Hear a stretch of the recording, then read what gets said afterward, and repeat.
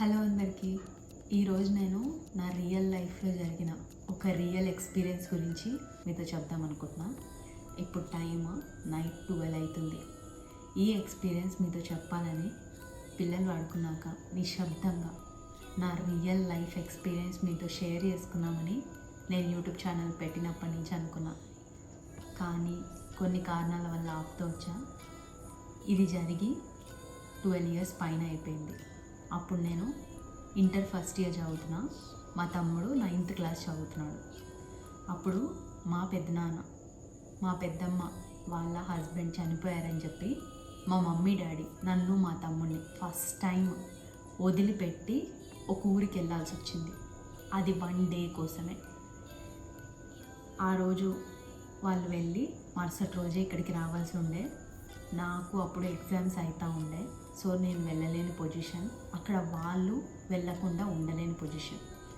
So దానివల్ల ఒకే ఒక్క రోజు కదా మేము వచ్చేస్తామని చెప్పి మా మమ్మీ డాడీ ఆ రోజు రాత్రి వెళ్ళినారు. మరుసటి రోజు రాత్రి అక్కడ బయలుదేరి ఎల్లుండి ఇక్కడ దిగుతారు. అలాంటిది లైఫ్లో ఫస్ట్ టైం నేను మా తమ్ముడు మా మమ్మీ డాడీ లేకుండా, ఇంట్లో ఎవ్వరూ లేకుండా మా ఇంట్లో మేము ఉండడం అదే ఫస్ట్ టైం అనమాట. మా తమ్ముడు చిన్నోడు, వాడిని పక్కన పడుకోబెట్టుకొని ఇంకా నేను పడుకొని భయపడకురా ఏం కాదు నేనున్నా అని చెప్పి మేము పడుకున్నాం. వాడు ఉన్నట్టుండి కళ్ళు తెరిచిపెట్టి మాట్లాడలేక ఉమ్మే ఉమ్మే అన్నట్టు అదొక రకమైన భయపడుతూ వాడు కళ్ళు తెరుచుకొని బిత్తరకు పోయి నన్ను చూసి ఇట్లా భయంకరమైన సౌండ్ చేసినాడు. వాడు చేసిన సౌండ్కి నేను భయపడిపోయి లేచి ఏమైందన్న ఏమైంది అని అడిగితే వాడు ఉమ్మే నన్ను దుప్పటి ఎవరో లాగినట్టు అనిపించింది, నాకు భయం వేసింది అని చెప్పినాడు. చిన్నోడు కదా, ఎప్పుడు అమ్మ నాన్న లేకుండా ఉండలేదు కదా, సరే భయపడినాడేమో అనుకొని నేను వాడికి ధైర్యం చెప్పి ఏం కాదు నాన్న నేనున్నా అని చెప్పి ఆడు తిరిగి పడుకో అన్నా.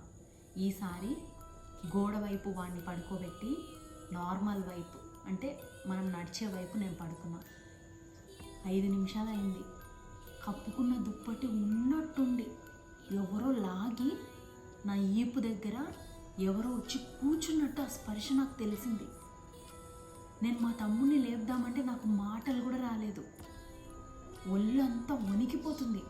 ఎంత మాట్లాడదామన్నా ఎవరో నా పీక నొక్కేసినట్టు అసలు మాటలు అనేది రాలేదు. కళ్ళ ముందు నాకు అంతా కనిపిస్తుంది, కానీ నా పక్కన నేను చూసే ధైర్యం చేయలేకపోయినా. ఎందుకంటే నాకు క్లియర్గా తెలుస్తుంది అక్కడ ఎవరో వచ్చి కూర్చున్నట్టు. ఇలాంటి ఒక ఎక్స్పీరియన్స్ నా లైఫ్లోనే నేను ఎప్పుడు చూడలేదు. ఆ రోజు మా తమ్ముడితో నేను ఎంత మాట్లాడాలనుకున్నా మాట్లాడలేకపోయినా. ఉన్నట్టుండి మేము మొక్కే హనుమయ్యని ఆంజనేయ అనడానికి కూడా నా గొంతు రాలేదు.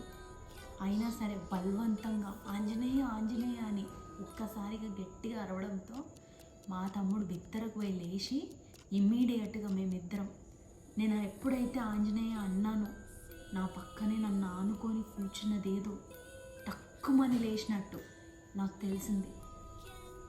అంతే, ఇంకా నేను వాడు లేచి ఇల్లంతా లైట్లు వేసి, అప్పుడు టైం 12:30, 1:32 ఆ టైం అవుతుంది. అర్ధరాత్రి మేమిద్దరం బయటికి పోయి ఇంకా రూమ్లో ఉండలేదు, వరండాలోకి వెళ్ళి కూర్చొని రాత్రి అంతా మా మమ్మీ డాడీకి ఫోన్ చేద్దామంటే అసలు ఫోన్లే కలవలేదు.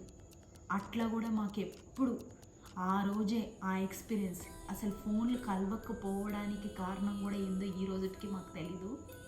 ఎంత ఫోన్ చేసినా కలవలేదు. చేస్తూ చేస్తూ చేస్తూ నేను నాన్ స్టాప్గా హనుమాన్ చాలీసా హనుమాన్ దండకం చదువుతూ ఆ రోజు తెల్లవారే వరకు గడిపేసినాం. ఎప్పుడైతే తెల్లారిందో అప్పుడు మా మమ్మీ డాడీకి ఫోన్లు కలిసినాయి. మేము ఇమ్మీడియట్గా ఇట్లా అయింది అని చెప్పినాం. అప్పుడే మేము ఇంట్లోకి వెళ్ళినాం. ఇంకా మా మమ్మీ వాళ్ళు ఎదురింటి ఆంటీ వాళ్ళకి ఇట్లా చెప్పి మాకు తోడుగా ఆ డే మొత్తం చూసుకోమని చెప్పి, ఇంకా ఆ రోజు వాళ్ళు రాత్రి రావాల్సింది, మేము భయపడుతున్నామని తెల్లారే బయలుదేరి రాత్రి వరకు ఇంట్లో ఉన్నారు.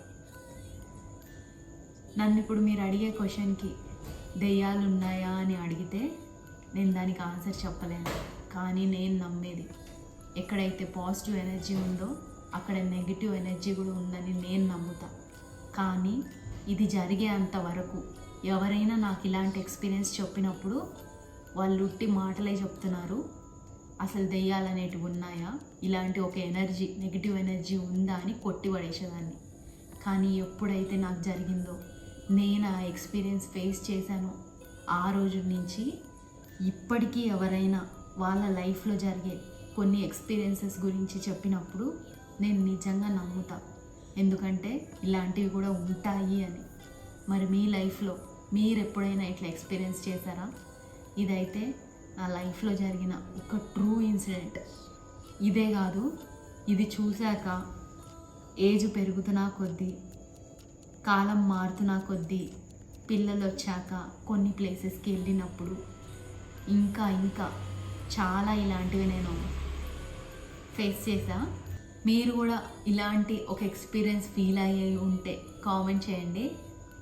మీకు ఈ వీడియో నచ్చినట్టయితే ఖచ్చితంగా నా లైఫ్లో జరిగిన ప్రతి ఎక్స్పీరియన్స్ మీ ముందుకు తీసుకొస్తా.